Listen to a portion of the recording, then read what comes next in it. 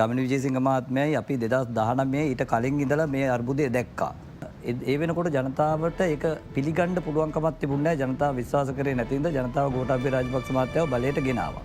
නමුත් ජනතාව විසින් දැන් අවබෝධ කරගෙන මේ සිස්ටම් එක වැරදි කියන එක ඇවිල්ලා තියෙනවා. ඒතකොට ඒක ලොකු අපතතාවක්. ඒ පළවෙනි එක තමයි අනිවාර්යයෙන්ම දේශපාලකයා නීතියට යටත් කරන්න ඕනේ. මොකද දේශපාලකයෝ නීතියට යටත් නැති තාක්කල් මේ රට කවදාවත් ගොඩ ගන්න බෑ. මේ ප්‍රජාතන්ත්‍රවාදය ක්‍රියාත්මක වෙනවා අඩුයි මේ දියුණුවින් පවතින රටවල. ඡන්ද අපේක්ෂකයා රැවටීමක් කරනවා ඡන්දදායකයන්ව. මේ ව්‍යවසායකයන්ගේ ප්‍රශ්න කතා කරන්න කිසිම channel එකකින් වෙන් කරපු කාලයක් නැහැ. හැම එකකම වෙන් කරලා තියෙනවා කාලයක් අඩුම ගානේ. අර 101ක් දෙකක්වත් මේ අපේ ව්‍යවසායක ප්‍රජාවට කාලයක් වෙන් කරලා නැහැ. අද වෙනකොට ව්‍යවසායකයෝ 5000ක් 7000ක් අතර අපේ සංවිධානයක් තියෙනවා මේ ව්‍යවසායකයෝ කඩන් වැටෙන අයගේ. ව්‍යවසායකයෝ 5000ක් අද වෙනකොට කඩන් වැටලා මේ 5000 ඇතුළත සේවක විශාල ප්‍රමාණයක් රැකියා අහිමි වෙලා. ගෝටා ගෝ හෝම් කියන ඒ වචනේ තියෙන ලොකු අර්ථයක්. වචනේ ගෝටා ගෝ හෝම් වුණාට ඒ ජනතාව විශ්වාස කරන්නේ අපිත් ඇතුළත් මේ සිස්ටම් එක සම්පූර්ණයෙන් වෙනස් කළ යුතුයි කියන එක. ඒක අපේ අවසාන ඉලක්කය මේ කට්ටිය මේ සිස්ටම් එක අතුගාලා දාන එක. නමුත් සිස්ටම් එක අතුගාලා දාන එක හෙට එකරෙන් කරන්න බෑනේ. ඒක සඳහා අපි විද්වතුන් එකතු වෙලා ක්‍රමවේද. මොකද අර ස්වේච්ඡාවෙන් එන කට්ටිය ඉන්නේ තමන්ගේ හදවතට දැනෙන වේදනාව පොලිමේ ඉන්නකොට එන වේදනාවත් එක්ක එයාලා එනවා. එයාලා ඒ සෝගන් එකත් එක්ක එනවා. නමුත් ඒක යථාර්ථයක් බවට පත් කරන ක්‍රමයේ දැනගන්න ඕනේ මේ විද්වත් කණ්ඩායම.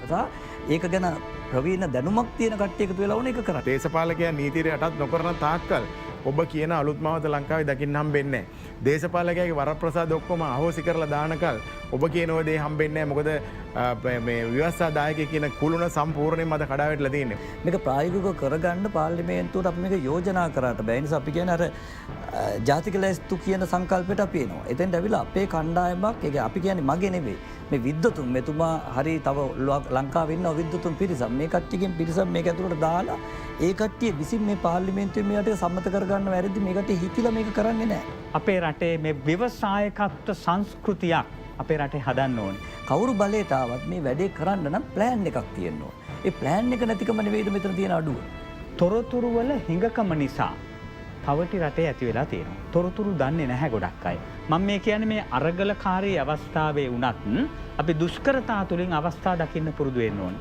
අපි මේ වැඩසටහන ක්‍රියාත්මක කළ යුතුයි. දැන් මෙතුමා කියපු දේවල් මෙතුමාලා කියපු හැමදේම කරන්න අඩුම ගානේ පාර්ලිමේන්තුව තුල මෙතුමා කියන යෝජනාවදී යෝජනා කරන්නවත් മന്ത്രി කෙනෙක් දැන් නැහැ කියලායි මම හිතන්නේ. මොකද මේ ආණ්ඩු පක්ෂේ විපක්ෂේ മന്ത്രിවරු කිසිම දෙනෙක් මේක යෝජනා කරන්නවත් නැහැ ස්ථිර කරගන්න. ඒ නිසා මම කණ්ඩායම් තුනකට වැඩ තුනක් බාර දෙනවා මේ වෙලාවේදී. ඒ කියන්නේ මේ රට හදා ගැනීම සඳහා සියලු දා. ඒක තමයි පළවෙනි එක අද ප්‍රොටෙස්ට් එක. නැත්නම් අරගලේ ඉන්නේ ජනතාවට මම කියනවා ඔය අරගලේ ඔහොම පවත්වාගෙන යන්න බල කරන්න මේ විද්වතුන් කියන වැඩේට කරවා ගැනීම සඳහා ඔය බල කිරීම කරනවා. බල කිරීම නතර කරොත් මේකට අපිට නෙවෙයි දෙයයන් වහන්සේවත් ඇහුම්කන් දෙන්නේ නැහැ. ඒ නිසා ජනතාව මේ ප්‍රොටෙස්ට් එකේ ඉන්න කට්ටිය අනිවාර්යෙන් ඒක කරගෙන ගිහිල්ලා මේ බලපෑම රජයට මීටත් වැඩිය දරුණු විදිහට කරන්න ඕන. රජයේ දේපළ වලට හානි කරන බොම්බ විනයගාරකෝ ඒක බලපෑම කරන්න ඕන. දෙවැනි එක මම කියනවා පාර්ලිමේන්තුව තුළ නියෝජනය කරන ආණ්ඩු පක්ෂ විපක්ෂ මන්ත්‍රීවරුන්ට මේ වෙලාවේදී සද්භාවයෙන් ඒ ජනතාව කියන දේ සහ විද්වතුන් කියන දේට අත උස්සලා සහයෝගය දීලා මේක කරලා දෙන්න තවත් විනාශ කරන්නේ නැතුව. ඒතකොට ඒ කට්ටියට තියෙන ටාගට් එක ඒක.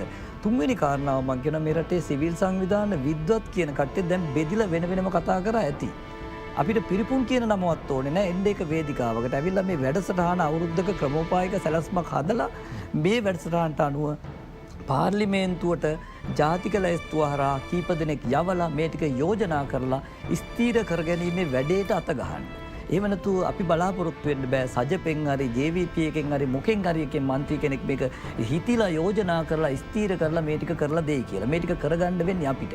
එහෙම නැත්නම් අපි බලය ගන්නකම් බලන් ඉන්න වෙනවා. ඒ නිසා මේ තියෙන වාතාවරණය ආයරටේ ඇති වෙන්නේ නැහැ. මේ වගේ ස්වච්ඡාවෙන් නැගිටින වාතාවරණය රට තුල ආයේ එන්නේ නැහැ. ඔක නැති කරොත් නැති කරාමයි. ඊට කලින් ඇති වුණේ ජන අරගල.